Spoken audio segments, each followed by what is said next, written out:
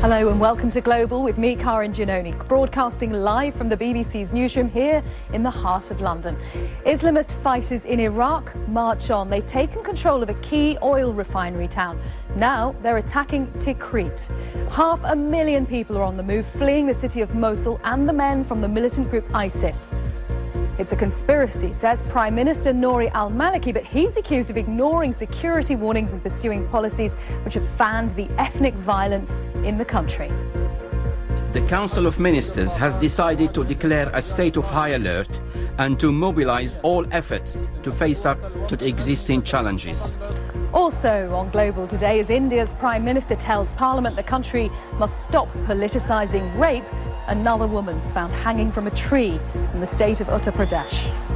It kills more than 500,000 people a year. Now, in the battle against malaria, it seems that men may be the answer. Well, male mosquitoes, at least. We'll reveal all. I'm in Sao Paulo, which will host the first of the World Cup matches tomorrow. Brazil's president says her country is ready. There are people who claim the resources for the World Cup should have been directed to healthcare and education. I hear and respect those opinions, but I don't agree with them. But not everyone's convinced. I've been meeting an artist who's using spray paintings to make his point.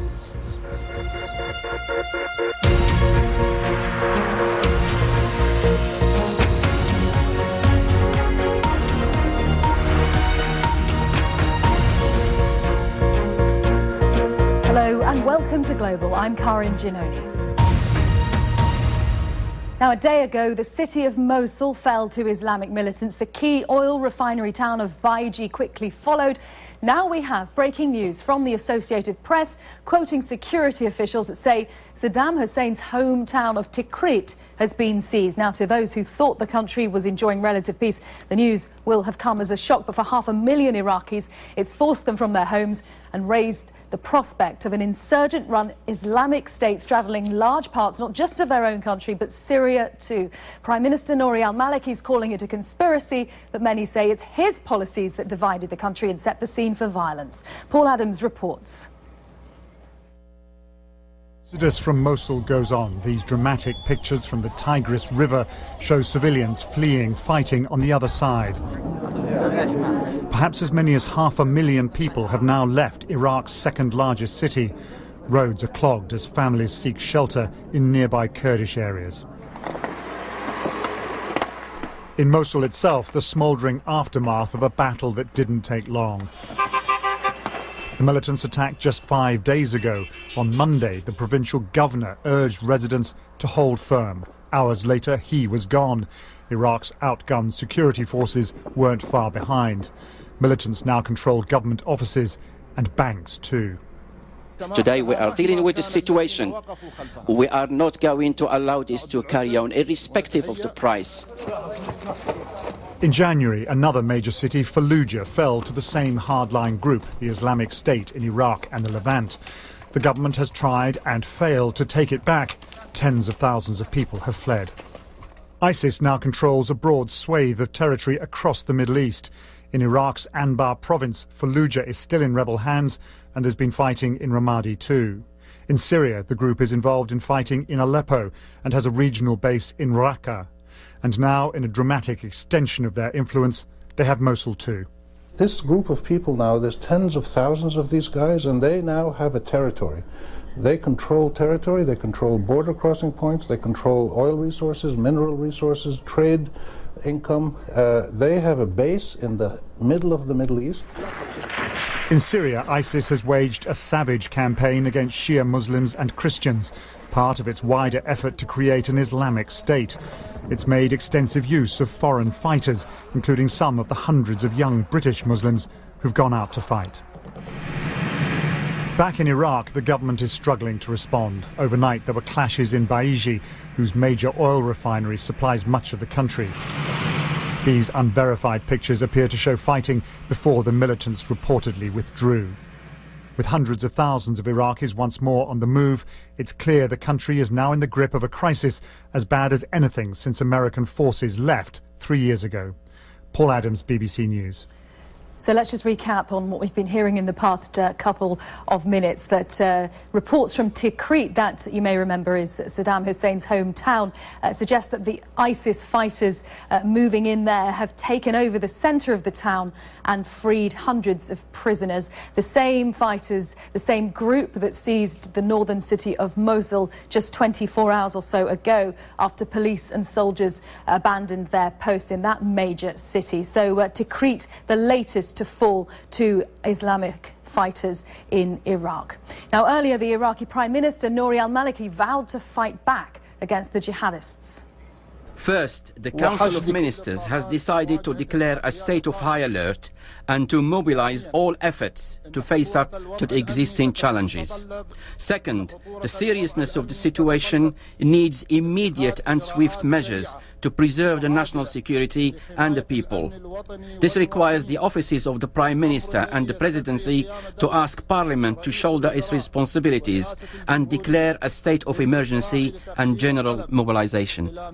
Well, let's just talk to Dr. Moder Al-Hamadani, who's a National Emergency Coordinator with the International Organization for Migration, whose teams are helping those large numbers of people leaving Mosul. He's in Erbil in northern Iraq. Thank you very much, Dr. Al-Hamadani. Just tell us the situation that you know of.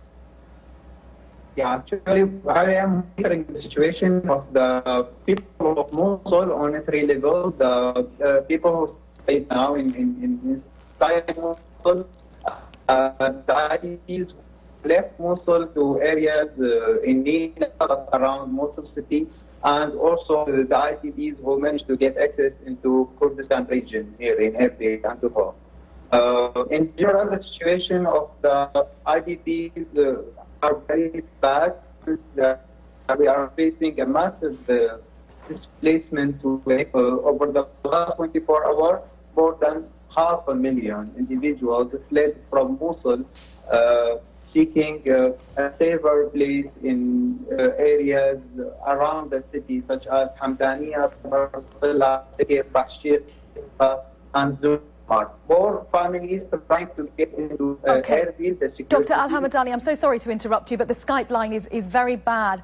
We aren't able to hear too much of what you're saying, but we are understanding from you it's a very, very serious situation, a massive displacement of people. Thank you very much for joining us from the Organisation for Migration in Erbil in northern Iraq. Let's talk to Fawaz Gerges, who's Professor of Middle Eastern Politics at the London School of Economics and Political Science here. Fawaz Gerges, how bad is this? It's a disaster. Al-Qaeda, or the Islamic State in Iraq and Asham, controls more than 50% of Iraq today. More than 50%. The 2 major cities in Iraq, Fallujah and Mosul. Mosul is the 2nd largest city in Iraq, almost 2 million people. They control banks, security forces.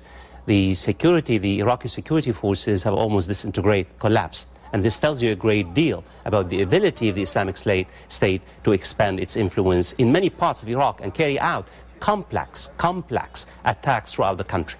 So 50% of Iraq in population terms now facing occupation by this group. Did people get taken by surprise? Did they not see this coming in Iraq or beyond? There is no surprise. The war has been taking place for almost 2 years. This has happened under the watch of the Iraqi Prime Minister Nouri al-Maliki. He has made the fight against the Islamic State his signature. He has built himself as the one and the only leader who can rid Iraq out of the Islamic State of Iraq and Asham. And yet, look what has happened. Look at how he mismanaged both the economy and the political system, dysfunctional. He has aggravated his authoritarian and sectarian-based politics, have basically aggravated the sectarian tensions and have allowed the Islamic State to find a shelter, a base. You cannot understand why the Islamic State has basically increased in power and momentum without understanding that the Islamic State now has a social base, a power base, local support, that didn't come from nowhere. This has been building up, accumulating for the last 2 or 3 years. Are you blaming solely Nouri al-Maliki, or are you blaming factors which go right back to the invasion in 2003? Well, look, he is the Prime Minister. He has been the Prime Minister for many years. I mean, the entire world has been barking and saying, look, pay attention to the cleavages and the social, ideological and sectarian cleavages. Pay attention, listen create a national unity government. Of course, the Americans, the American invasion, occupation of Iraq has opened the gates of hell. Basically, the Islamic State in Iraq and Sham, and this is really Al-Qaeda in Iraq, is a side effect mutation of the American invasion. Not only the Islamic State is a product of the American invasion, the Americans dismantled state institutions, dissolved the Iraqi army. Thousands of officers and soldiers who were dissolved by the Americans have joined the Islamic State. You cannot understand the skills and the ability of the Islamic State to expand without understanding the skills that it has been able to co-opt from the army that was dissolved by the Americans. What happens now? How does this now get undone, or will it be undone? Does this now require another invasion of Iraq? No, I don't think so. The Americans are not coming back. They have made it very clear. And no one is going to invade Iraq or to come back to Iraq except probably the Iranians are going to send a great deal of support. I mean, I hope that this is really as serious as it gets. Iraq now is on the brink of all-out war. Let's hope that this particular serious moment represents a catalyst. A catalyst for what? For Iraqis, all Iraqis. I'm not just blaming the Iraqi Prime Minister, the entire political class coming together, creating a national unity government, basically pulling out the rug from under feet the Islamic State in Iraq and rebuilding the Iraqi state that was dissolved by the Americans, and putting an end to this particular plague that threatens not only Iraq, Syria and the Levant, but the entire Middle East. Fawaz Gerges, thank you very much from the LSE.